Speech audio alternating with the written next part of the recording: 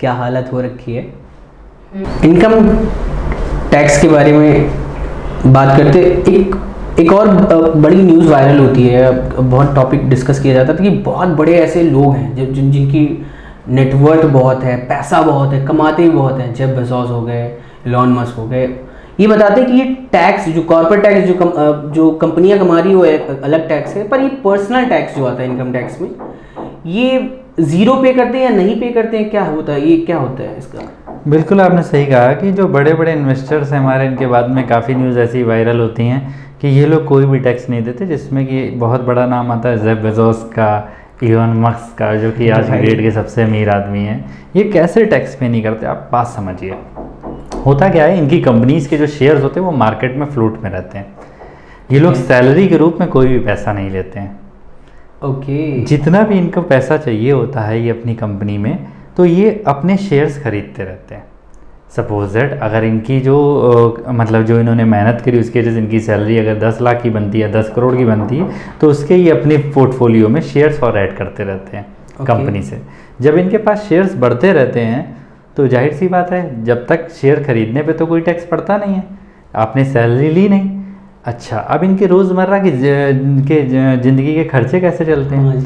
जब शेयर्स ये ले लेते हैं तो इनके शेयर्स की धीरे धीरे वैल्यू बढ़ती रहती है। जब वैल्यू बढ़ती है तो उन शेयर्स को ये लोग गिरवी रख के बैंक से लोन ले लेते हैं।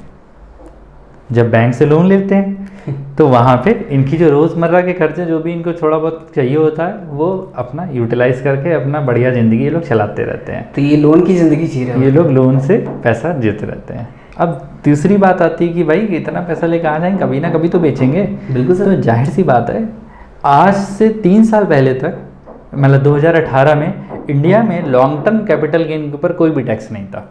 ओके। अगर आपको पता हो तो लॉन्ग टर्म कैपिटल गेन पे कोई टैक्स नहीं लगता था। बट अब इंडिया की सरकार में भी 10% का टैक्स लगता है लॉन्ग टर्म कैपिटल गेन पे।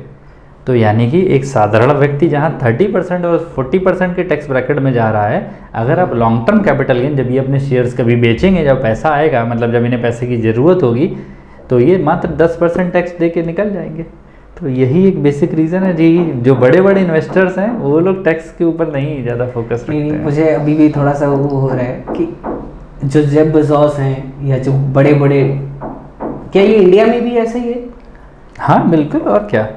तो वो बेसिकली वो लोन की ज़िंदगी जी रहे हैं, वो अपने पैसे से कुछ खर्च नहीं कर रहे, वो उनका जितना भी इनकम है या जिनका देखिए इंडिया में ये इतना नहीं है। जैसे मुकेश अंबानी जी को आप ले लीजिए, अडानी जी को ले लीजिए, जो थोड़ी बहुत सैलरी विड्रॉ करते हैं as a part of remuneration from the company, ठीक है। बट हाँ, मेजरली इनका जो भी स्टेक रहता है, जो भी इनकी नेटवर्थ रहती है, वो सारी इनकी शेयर्स के रूप में रहती है।